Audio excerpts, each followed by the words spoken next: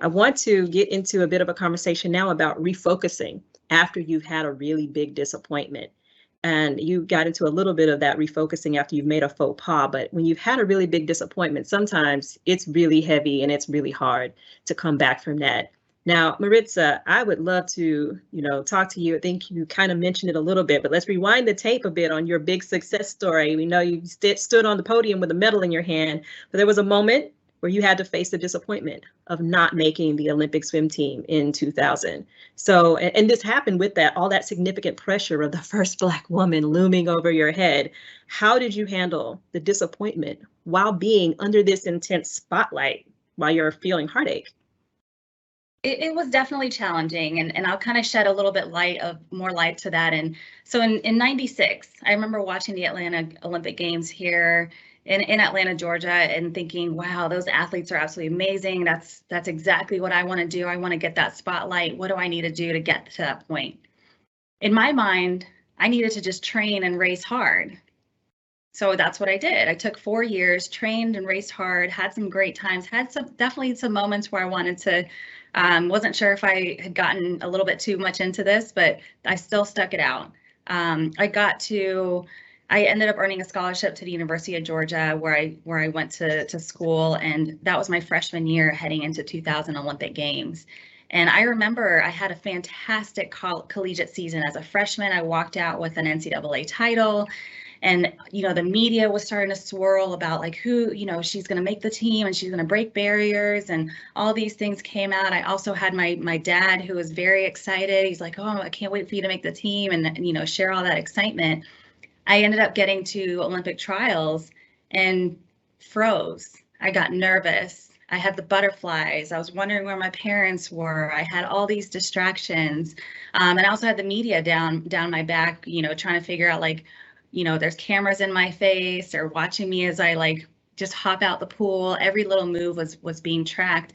And I got to my race, and while I walked in the 4th fastest in the country, I walked out 32nd. Unfortunately, that was nowhere near to getting me on that podium or even making the Olympic team. So I went through a little bit of depression.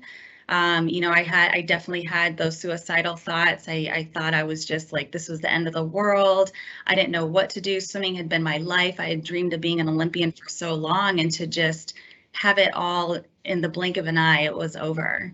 And on top of that, I had the media, there was articles published, she didn't make the team. And I mentioned I had parent pressure. My dad actually told me I was the worst person in the world, and he was embarrassed of me. And, I really struggled to try to figure out what do I do next?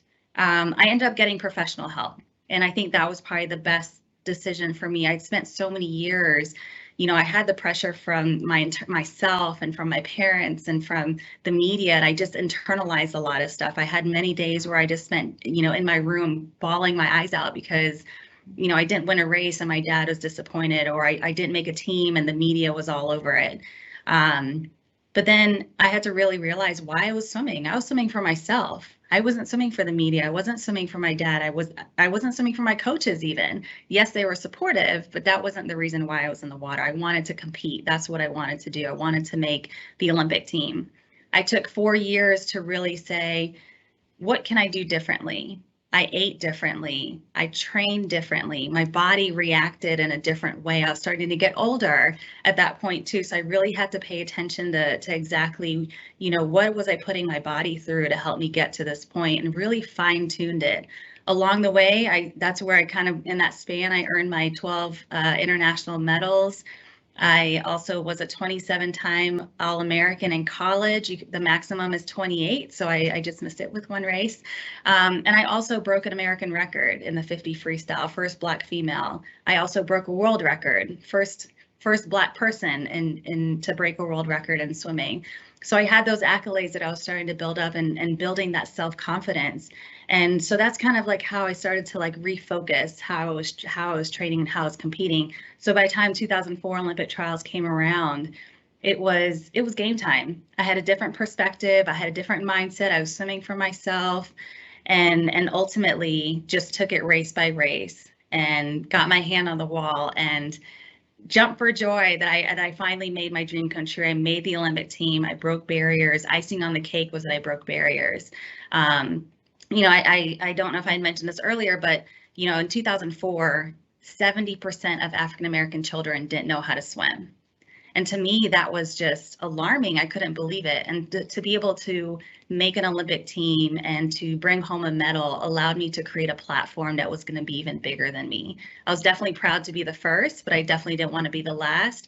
And I think what's so unique about my story is that, you know, I want to share the good, the bad, and the ugly. I want people to realize there's definitely going to be obstacles along the way, but it's how you attack those obstacles and how you take a look back at what those disappointments were and figure out, like, what can I do differently to make sure that it doesn't happen again, or that the outcome is different.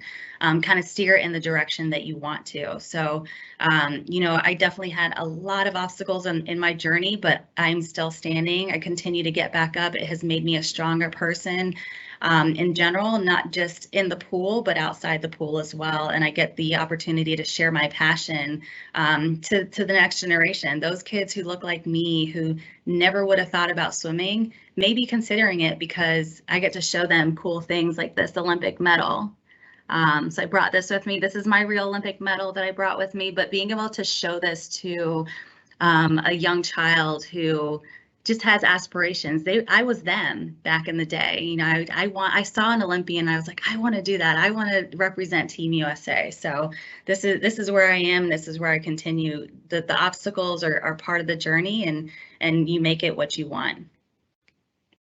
Yes, thank you for bringing the medal to just flex on us a little bit and shine that. That was really beautiful to see. And I want to just walk 22 years in the past and go give you a hug for all that you endured, especially when going through all of that pressure. I think what people don't realize is that whole first and only pressure, like, it's not that you're the first person to be qualified to do that. It's that people have been chipping at a wall, and you have to kind of take a lot of daggers to be the first one to make it through the wall. And it's more of an indication of how long a space was able to stay prejudiced and biased to keep people out than it is the talent. So your talent was what it was, and I'm glad that you were able to break through that wall. So hugs to you back in the day where you were feeling that low, and I'm glad you got some professional support for what you were going through.